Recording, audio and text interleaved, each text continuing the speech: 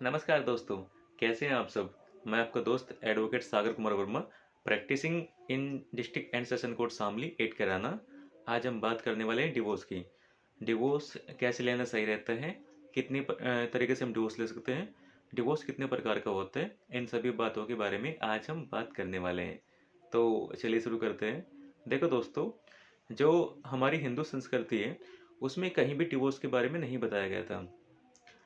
हिंदू संस्कृति में शादी को एक संस्कार माना जाता है और शादी को जन्म जन्मांतर का एक पवित्र बंधन माना जाता है।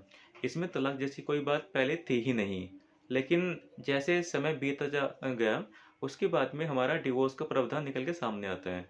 इसके बाद हमारा हिंदू मैरिज एक्ट 1955 आता है, जिसमें धारा 13 और 13B में डिवोर्स के बारे में बताया गया है।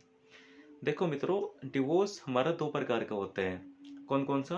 फर्स्ट होता है इसमें कंटेस्टेड, जो धारा 13 में दिया गया है। दूसरा होता है हमारा म्यूचुअल कंसेंट है, जो धारा 13B में बताया गया है। अब देखो दोस्तों, म्यूचुअल कंसेंट का मतलब ये होता है कि दोनों के दोनों पार्टी वो कोर्ट के बाहर ही अपना कॉम्प्रोमाइज़ कर लेती है और कोर्ट के बाहर अपना जैसे जो सेटलमेंट होता है वो कर लेती है कि मेंटेनेंस क्या होगा, उसमें एलिमनी कितनी होगी, चाइल्ड कस्टडी किसके पास में होगी। ये सभी अपने बात डिसाइड करने के बाद में कोर्ट में आ जाती है और कोर्ट की डिग्री डिवोर्स की डिग्री पारित करवा लेती है। वहीं दूसरी ओर होता है हमारा कंटेस्टेड डिवोर्स। इसमें ये थोड़ा सा म्यूचुअल कंसेंट के मुकाबले थोड़ा सा डिफिकल्ट होता है डिवोर्स लेना इसमें, क्योंकि इसमें एक पार्टी डिवोर्स के लिए एग्री होती है, दूसरी मना करती है इसमें डिवोर्स के लिए। थोड़ा सा इसमें ये समस्या हो जाती है कि इसमें एक पार्टी इसमें डिवोर्स के लिए राजी नहीं होती है, वो डिवोर्स के लिए मना करती है। तो लेकिन इसमें डिवोर्स के बारे में कुछ ग्राउंड दिए गए हैं जिनकी सहायता से हम डिवोर्स ले सकते हैं, लेकिन बशर्ते आपको जो पॉइंट है वो कोर्ट में साबित करने पड़ेंगे। तो चलिए शुरू करते हैं इन पॉइंट के ऊपर। जो हमारा डिवोर्स का सबसे पहला ग्राउंड होता है वो होता है इसमें एडल्टरी। अगर पति या पत्नी में से भी कोई भी किसी अन्य व्यक्ति के साथ में शादी के बाद अवैध संबंध स्थापित करता है तो ये एडल्टरी होता है और डिवोर्स के लिए एक ग्राउंड माना जाता है। लेकिन कोर्ट में आपको उसके प्रूफ दाखिल करने पड़ेंगे कि इसने मेरे शादी करने के बाद में किसी अन्य व्यक्ति के साथ में अवैध संबंध स्थापित किया है, तो ये डिवोर्स का ग्राउंड होता है। दूसरा जो हमारा होता है डिवोर्स का ग्राउंड वो होता है क्रूरता, यानी क्रुएल्टी।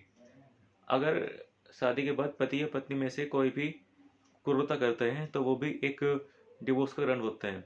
लेकिन क्रूरता यानी क्रूरल्टी होती क्या है, इसको कहीं भी किसी भी एक्ट में डिफाइन नहीं किया गया है।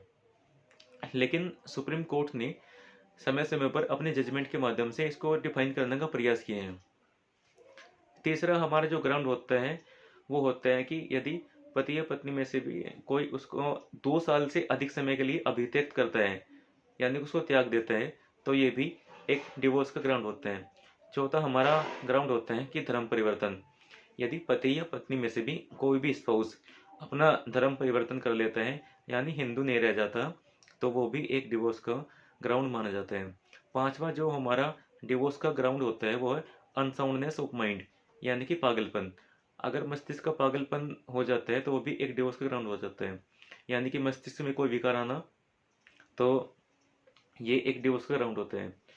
इसके बाद में जो हमारा नेक्स्ट ग्राउंड होता है वो होता है यदि पति या पत्नी में से भी कोई किसी बीमारी से ग्रसित है, जो फैलने वाली बीमारी है, यानी कि एक दूसरे से संपर्क में आने से लगने वाली बीमारी है, तो वो एक डिवोर्स का ग्राउंड होता है।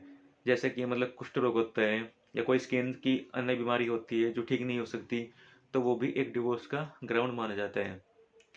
इसके बाद जो हमारा नेक्स्ट ग्राउंड डिवोर्स का होता है वो होता है कि यदि पति जो हमारी संसारिक लाइफ है उसको त्याग देता है या सन्यासी बन जाता है, तो वो भी एक डिवोर्स का ग्राउंड माना जाता है। अगला जो हमारा डिवोर्स का ग्राउंड होता है वो होता है कि लापता होना। अगर पति के बारे में 7 साल से अधिक अवधि के ऐसे कुछ नहीं सुना तो भी हम डिवोर्स की पिटीशन कोर्ट में फाइल कर देते हैं। तो मित्रों, मैंने इस वीडियो में आपको डिवोर्स के ग्राउंड बताए हैं। अगर आपको मेरी वीडियो अच्छी लगी तो कृपया मेरे चैनल को सब्सक्राइब कीजिए, वीडियो को लाइक कीजिए और इसको अपने दोस्तों के साथ शेयर कीजिए। थैंक यू दोस्तों।